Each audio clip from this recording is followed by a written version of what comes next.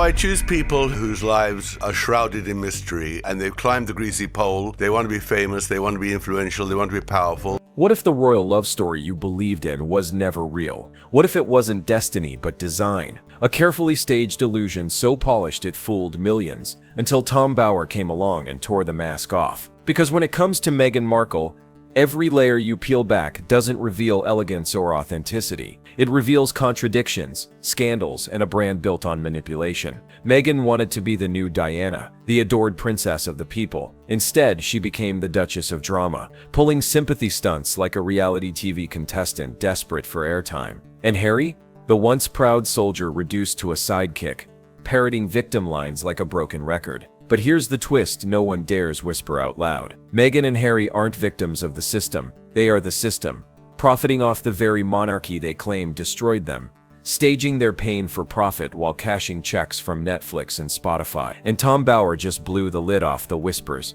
Meghan hoped would vanish forever. Whispers about a secret past, a Diana cosplay gone wrong, and scandals darker than even the palace dared imagine. Stay with me, because once you see what Meghan was hiding, you'll never look at this fairy tale the same way again. Listen, I brought Meghan Markle, whatever her name is, to my Deal or No Deal celebrity golf tournament. But in the end, nothing beats the truth, the real facts. She was one of my Deal or No Deal girls that were, she was a caddy for all of my celebrities. So when Meghan came along into the scene, I just thought, this is fascinating. How is this going to play out? From the outside, Meghan and Harry's story looked like the perfect modern romance. The Hollywood actress who captured a prince, the rebellious royal who broke tradition for love, a wedding watched by the world, sold as a fairy tale for the ages. But behind the polished photos and teary interviews, Tom Bower paints a much darker picture.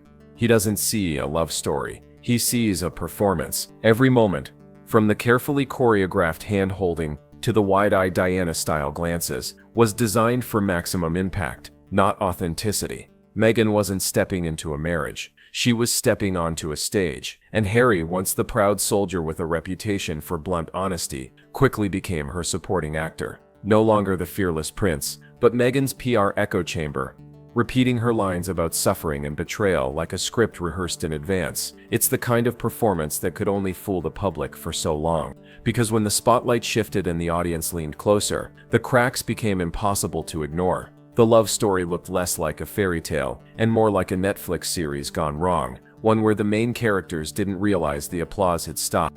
And if Meghan's happily ever after was an illusion, then what came next was pure calculation, because her fixation on Diana wasn't admiration, it was strategy, and the lengths she went to turn herself into Diana 2.0. What I discovered was, of course, that she was hunting for a man in England from 2013, and she wanted wealth and she wanted fame, and she targeted, there's no doubt she targeted Harry. If the fairy tale was an illusion, Meghan's next act was even more calculated, because Tom Bower reveals that her obsession with Princess Diana wasn't born from admiration, it was born from ambition. While the world remembered Diana as a woman of compassion and tragedy, Meghan saw something else, a blueprint, a role to audition for. Every pose Diana struck, every hand gesture, every subtle tilt of the head, Meghan studied them like an actress memorizing a script, and when the cameras turned her way, she tried to replicate them. At first it fooled some, the tilted chin, the glassy eyes, the carefully staged sad yet strong expression. But authenticity can't be rehearsed. And what the public saw wasn't grace, it was performance. Instead of empathy, they saw calculation. Instead of compassion, they saw cosplay. The reaction was brutal. Where Diana once melted hearts, Meghan made eyes roll. Where Diana inspired loyalty, Meghan inspired suspicion. Bower's point is clear.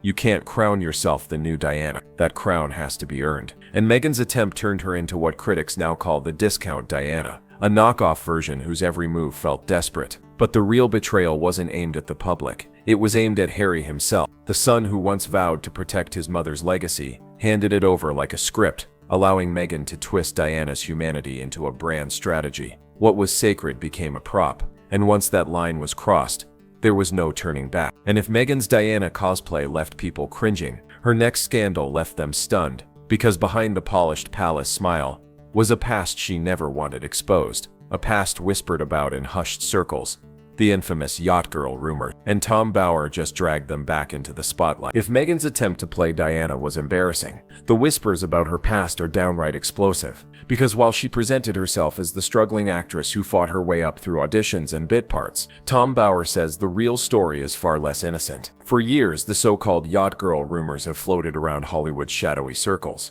Rumors Meghan has worked tirelessly to bury. The image is damning.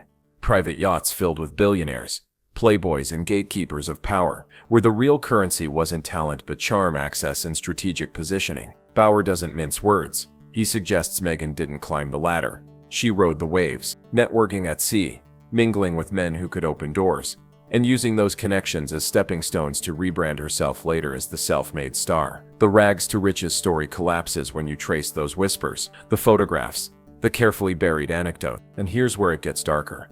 Because these weren't just anonymous yacht parties. Meghan's alleged connections link her to names no royal biography dares to touch. Names that carry weight in scandals far bigger than Hollywood. And the fact that she would rather erase this chapter than confront it speaks volumes. Harry may stand beside her, smiling as if the past is a fairy tale. But the rumors don't vanish just because he ignores them. In fact, the silence only makes them louder. And if Meghan thought the yacht whispers would sink quietly into history, she was wrong. Because Bauer just dragged them back into the spotlight, forcing the world to ask, who exactly was Meghan Markle before she became a duchess? And the answer may be even more dangerous than the rumor itself, because the names connected to those yachts, they belong to some of the darkest chapters in royal history. Tom Bauer doesn't stop at the vague whispers. He goes further, hinting that Meghan's yacht girl chapter might have placed her closer to the darkest corners of royal scandal than anyone wants to admit.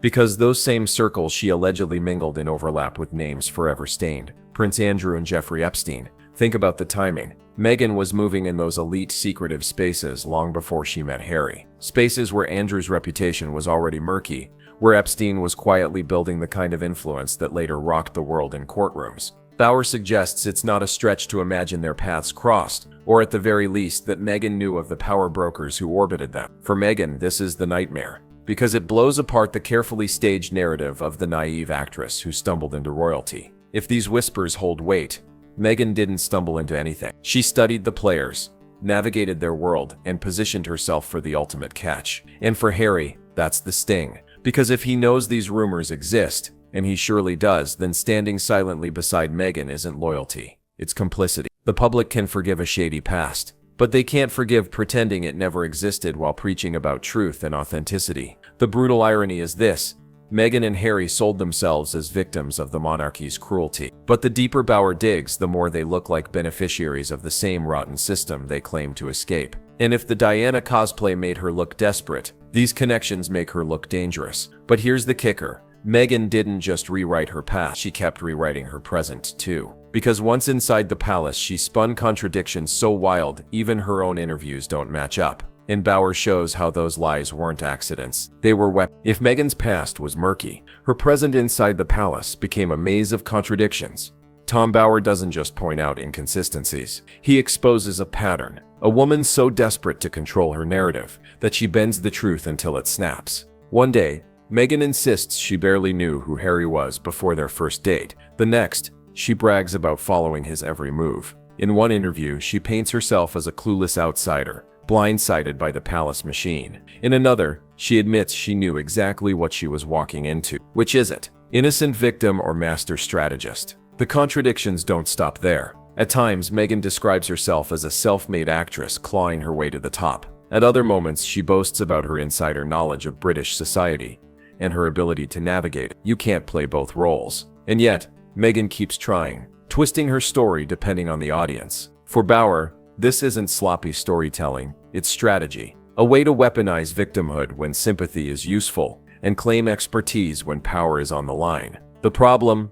The cracks show. And once the public notices you can't keep your own story straight, trust evaporates. And Harry, instead of calling it out, he nods along like a loyal co-star, ignoring the fact that every contradiction chips away at their credibility. Once known for his blunt honesty, he now looks like a puppet, reciting lines that collapse the moment anyone checks the receipts. It's no wonder the palace saw through it. It's no wonder Hollywood producers backed away. Because when your story changes every time you speak, it's not authenticity, it's acting. And once the world decided Meghan's script was fake, the fallout was brutal. Because Hollywood doesn't reward frauds, it rejects them. And that's exactly what happened when Meghan tried to turn her royal fame into a global empire. For a moment, Meghan and Harry looked unstoppable. Fresh out of the palace, signed to mega deals with Netflix and Spotify, praised as the couple who would change the industry. They weren't just royals anymore. They were global celebrities with the power to cash in on their brand. But Hollywood doesn't care about fairy tales. It cares about results, and when the cameras rolled, the cracks became impossible to hide.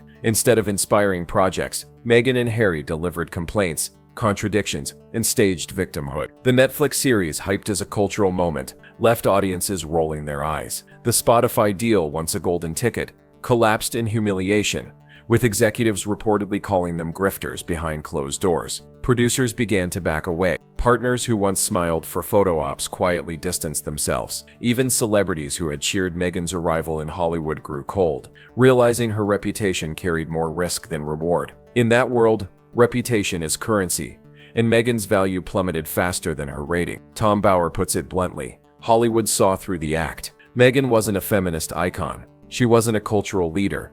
She was a performer chasing sympathy, and in the land of reinvention, desperation is the one thing you can't hide. Every failed deal, every awkward public appearance, every empty speech only proved what insiders already suspected. The Meghan brand wasn't built on substance. It was built on spin. And Harry, instead of rescuing her credibility, he dragged himself down alongside her. Once respected as the soldier prince, he now looked like a sidekick in a PR disaster, echoing Meghan's lines and losing the independence that made him a figure of admiration. Hollywood adores stars who reinvent themselves. But Meghan's attempts weren't reinvention, they were exposure. And once she was exposed, the same doors she thought would stay open forever slammed shut. But the most ruthless chapter wasn't written in Hollywood boardrooms. It was written at home. Because while deals collapsed and friends ghosted her, Meghan turned her focus back to the one person she could still control: Harry. If Hollywood turned its back on Meghan, she still had one person firmly in her grasp: Prince Harry. Tom Bauer argues that from the moment their relationship became public, Meghan positioned herself not just as Harry's partner, but as his handler. Watch the interviews, the body language, the rehearsed lines. It's clear. Harry, once the soldier who spoke with blunt honesty, suddenly looked scripted. His words echoed Meghan's narrative: victimhood, betrayal, resentment. Every public appearance felt like another staged scene, with Harry no longer leading the story but following a script written for him. The transformation is painful to watch. The man once respected for loyalty and courage now seems hollowed out, a supporting character in Meghan's drama. Instead of protecting his family and honoring Diana's legacy, he parrots lines about oppression and suffering, lines that conveniently reinforce Meghan's role as the heroine of the story. And here's the most chilling part. Bauer shows how this wasn't accidental. Meghan reshaped Harry's image with precision, from the way they walked hand in hand, mirroring Diana's poses, to the way he paused in interviews for Meghan to finish his sentences. The fearless prince was recast as the obedient co-star, stripped of independence, dignity, and even his identity. It's not partnership. It's control disguised as romance. Meghan always front and center, Harry fading into the background, a man reduced to a prop in his own life. The tragedy isn't just that Harry surrendered, it's that he surrendered willingly, abandoning his country, his family, and his credibility for a script that no one's buying anymore. But when the sympathy narrative began to wear thin, Meghan reached for her most cynical play yet. She pulled out the one card guaranteed to generate headlines: her children.